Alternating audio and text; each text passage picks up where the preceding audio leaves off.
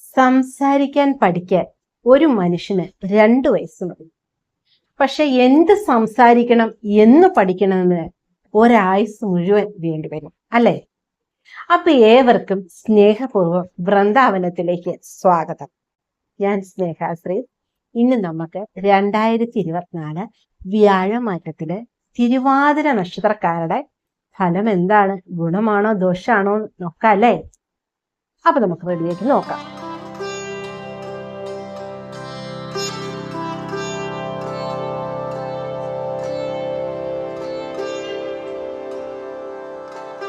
ജോലിയിൽ നല്ല പ്രകടനം, ധന അഭിവൃദ്ധി, ഭയം, മാനസികമായിട്ടുള്ള വ്യതകള്, മനസ്വസ്ഥത കുറവ്, ലക്ഷ്യബോധമില്ലായ്മ, അകാരണമായിട്ടുള്ള ദേവലാതി അല്ലെങ്കിൽ ആദി എന്നൊക്കെ നമ്മൾ പറയില്ലേ, അകാരണമായിട്ടുള്ള ഒരു വെപ്രാൾ, അല്ലെ, ഒരു പറയാ, ടെൻഷൻ എന്നൊക്കെ പറയാം, അങ്ങനെയുള്ള ഒരു അവസ്ഥ.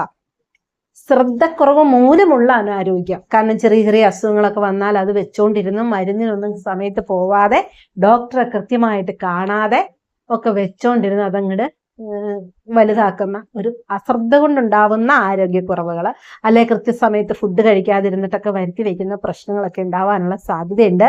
അപ്പൊ തിരുവാതിര നക്ഷത്രക്കാര് കൃത്യസമയത്ത് ആഹാരം കഴിക്കുന്നതിനും അല്ലെങ്കിൽ കൃത്യസമയത്ത് ഉറങ്ങുന്നതിനും ഒക്കെ ഒന്ന് ശ്രദ്ധിക്കുന്നത് വളരെ നല്ലതായിരിക്കും.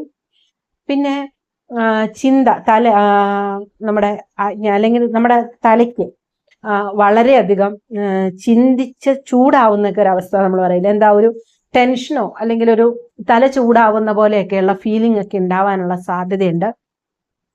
അപ്പോൾ ജീവിതത്തിൽ ഉണ്ടാവുന്ന ഓരോ വൈഷമ്യങ്ങൾ കൊണ്ടാവാം, അല്ലെങ്കിൽ നമ്മളെ മറ്റാരും പരിഗണിക്കുന്നില്ലെന്നുള്ള തോന്നൽ കൊണ്ടാവാം, ജീവിതത്തിൽ എന്ത് ചെയ്യണം എന്നുള്ള വേവലാതി കൊണ്ടാവാം, ഇങ്ങനെയൊക്കെ വരാനുള്ള സാധ്യത ഉണ്ടെങ്കിലും ധനപ്രാപ്തി അല്ലെങ്കിൽ ധന നേട്ടം, തൊഴിൽ നേട്ടം, അഭിവൃദ്ധി ഒക്കെ ഉണ്ടാവാനുള്ള യോഗങ്ങളും ഉണ്ട്. പിന്നെയുള്ള ഒരു പ്രശ്നം എന്ന് പറയുന്നത്, വാഹനമൊക്കെ കൈകാര്യം ചെയ്യുന്നവര് അത് വളരെയധികം കരുതലോടെ ശ്രദ്ധിച്ച് വേണം കൊണ്ടു നടക്കാനായിട്ട്. അല്ലെങ്കിലുള്ള പ്രശ്നം എന്താന്ന് വെച്ചാൽ, അമിത സ്പീഡിൽ പോവാനോ മറ്റ് മാനദണ്ഡങ്ങളൊന്നും പാലിക്കാൻ ആരെങ്കിലും ഒക്കെ ഒന്ന് പറഞ്ഞാൽ ഒരു കുറച്ച് വിമുഖതയൊക്കെ നിങ്ങൾ കാണിക്കും. കാരണം കുറച്ചൊരു അഹങ്കാരം, അല്ലെങ്കിൽ കുറച്ചൊരു എന്താ പ്രശ്നം, അല്ലെങ്കിൽ ഞാനിപ്പോൾ അതിൽ പോയ എന്താ പ്രശ്നം, അല്ലെങ്കിൽ സാറുമാരൊന്നും കണ്ടില്ലല്ലോ, ഞാൻ ഹെൽമെറ്റ് വെച്ചില്ലല്ലോ ആരും, അതൊന്നും ചിന്തിക്കരുത്. കാരണം ആരോഗ്യവും ആയുസ്സും നമ്മുടെ കെയർ ചെയ്യേണ്ടത് നമ്മുടെ കൂടി ആവശ്യമാണ്. പറയാൻ മാത്രമേ അവർക്ക് പറ്റൂ. അതുകൊണ്ട് അത് ശ്രദ്ധാപൂർവം കെയർ ചെയ്യേണ്ടത് നമ്മുടെ ആവശ്യമാണ്. അപ്പൊ അത് ഒരു കാരണവശാലും അനാസ്ഥ വിചാരിക്കരുത്. അതുപോലെ ദുശീലങ്ങളൊക്കെ ഒന്ന് കുറയ്ക്കണം. കാരണം പെട്ടെന്നുള്ള അസുഖങ്ങളൊക്കെ ഉണ്ടാവാനും, പെട്ടെന്ന് നമുക്ക് ഒരു സ്ട്രോക്ക് പോലെയോ അല്ലെങ്കിൽ ഒരു ഹാർട്ടിന് പെട്ടെന്ന് പ്രോബ്ലം വരാനോ, അല്ലെങ്കിൽ നമ്മൾ പെട്ടെന്നുള്ള ഒരു അസുഖങ്ങളൊക്കെ ഉണ്ടായി നമുക്ക് കുറച്ച് ധനനഷ്ടമൊക്കെ വരാനുള്ള സാധ്യത കൂടുതലാണ്. അതുകൊണ്ട് ദുശീലങ്ങളൊക്കെ ഒന്ന് കുറയ്ക്കുക. അതായത് മദ്യപാനം, പുകവലി, ഇങ്ങനെയുള്ളതായ കാര്യങ്ങള്, പിന്നെ ഇപ്പൊ മറ്റു വെള്ളങ്ങളൊക്കെ ഉണ്ടല്ലോ, കോള, അങ്ങനെയൊക്കെയുള്ളതായ ലഹരിയുള്ള വെള്ളങ്ങളൊക്കെ കുടിക്കുന്നവരൊക്കെ അതൊക്കെ ഒന്ന് കുറയ്ക്കുന്നത് നല്ലതായിരിക്കും. ഭക്ഷണത്തിലൊക്കെ ഒരു മിതത്വം പാലിക്കുക. കൂടുതൽ സസ്യാഹാരങ്ങളൊക്കെ ഉപയോഗിക്കുന്നത് ലൈഫില് കുറച്ചും കൂടി നമുക്ക് ഒരു കൺട്രോൾ കിട്ടാൻ നല്ലതായിരിക്കും. കാരണം പൊതുവിൽ ദേഷ്യം കൂടുതലായിരിക്കും. അതുകൊണ്ടാണ് കേട്ടോ അങ്ങനെ പറഞ്ഞത്. അംഗീകാരം കിട്ടും, കീർത്തി ഉണ്ടാവും. ചെയ്യുന്ന തൊഴിലിലൊക്കെ നമുക്ക് നല്ല വാക്കുകളൊക്കെ കിട്ടാൻ സാധ്യതയുണ്ട്. നമ്മൾ ചെയ്യുന്ന പ്രവൃത്തിയിലൊക്കെ നമുക്ക് വിജയം ഉണ്ടാവാനുള്ള സാധ്യതയുണ്ട്. മറ്റുള്ളവരിൽ നിന്നുള്ള അംഗീകാരങ്ങളൊക്കെ നേടാനുള്ള സാധ്യതയുണ്ട്. വിവാഹം ഒക്കെ ആലോചിക്കുന്നവർക്ക് നടക്കാനുള്ള യോഗമുണ്ട്. വിദേശ യോഗം അല്ലെങ്കിൽ വിദേശത്തു നിന്നുള്ള ധനപ്രാപ്തിയൊക്കെ ഉണ്ടാവാനുള്ള യോഗമുണ്ട്. അതുപോലെ നമുക്ക് മാറ്റങ്ങളോടൊക്കെ ഉള്ളൊരു താല്പര്യം, അതായത് തൊഴിൽ മാറ്റം അല്ലെങ്കിൽ നമുക്ക് സ്ഥലമാറ്റം ഒക്കെ ഉണ്ടാവാനുള്ള സാധ്യതകളൊക്കെ കാണുന്നുണ്ട്. പിന്നെ നമുക്ക് വേറൊരു കാര്യം എന്ന് പറയുമ്പോൾ, കഠിന അധ്വാനം ചെയ്താൽ നമ്മുടെ നഷ്ടപ്പെട്ടു പോയ മുതലുകളൊക്കെ നമുക്ക് തിരിച്ചു പിടിക്കുന്നതിനും അല്ലെ ധനമൊക്കെ തിരിച്ചെടുക്കുന്നതിനൊക്കെയുള്ള സാധ്യത ഉണ്ട്. അപ്പൊ അതൊക്കെ നമ്മൾ നല്ല ഹാർഡ് വർക്ക്, പൊതുവിൽ തിരുവാതിര നക്ഷത്രക്കാരെ അധ്വാനികൾ തന്നെയാണ്. എന്നിരിക്കലും കുറച്ചും കൂടി കഠിനമായിട്ടൊന്നും നിങ്ങളുടെ അധ്വാനിച്ചാൽ നമുക്ക് പോയതൊക്കെ ഇങ്ങനെ തിരിച്ചെടുത്തോണ്ട് പോരാന്നേ. അപ്പൊ ധൈര്യമായിട്ട് അതിനു വേണ്ടി ഇറങ്ങണം. പിന്നെ ആരുടെയും മുമ്പിൽ പതറാത്ത അല്ലെങ്കിൽ തല കുനിക്കാത്ത ഒരു സ്വഭാവം, അതൊന്നും നമുക്ക് കളയണ്ട. നമ്മുടെ ജന്മനാ കിട്ടിയതല്ലേ, വെക്കുക. പക്ഷെ ചില സമയങ്ങളിൽ സ്വയം തല കുനിയേണ്ടതായിട്ട് വരും. വളരെ വേണ്ടപ്പെട്ടവരോടോ അല്ലെങ്കിൽ നമുക്ക് വളരെയധികം അത്രമേൽ അറ്റാച്ച് ഉള്ള ആൾക്കാരുടെയൊക്കെ മുമ്പ് നമ്മൾ സ്വല്പം താഴേണ്ടതായിട്ടൊക്കെ വരും. കാരണം ചില ബന്ധങ്ങൾ നിലനിർത്തുന്നതിന് വേണ്ടിയിട്ട് അത് ആവശ്യമായിട്ട് വരും. പൊതുവിൽ യാത്രകളൊക്കെ ഇഷ്ടപ്പെടുന്നവർക്ക് യാത്രകളൊക്കെ ചെയ്യുന്നതിനുള്ള വഴികളൊക്കെ ഉണ്ടാവും. അപ്പൊ പൊതുവിൽ ഗുണദോഷ സമ്മിശ്രത്തിൽ ഗുണം തന്നെയാണ് മെച്ചമെങ്കിലും നമ്മൾ കുറച്ച് നമ്മുടേതായ രീതിയിൽ മാനസികമായിട്ട് നമ്മളൊന്ന് ഡെവലപ്പായി കൃത്യമായിട്ടുള്ള ഈശ്വര പ്രാർത്ഥന അവനവന്റെ ആചരണം അനുസരിച്ച് അവനവൻ ചെയ്യുക.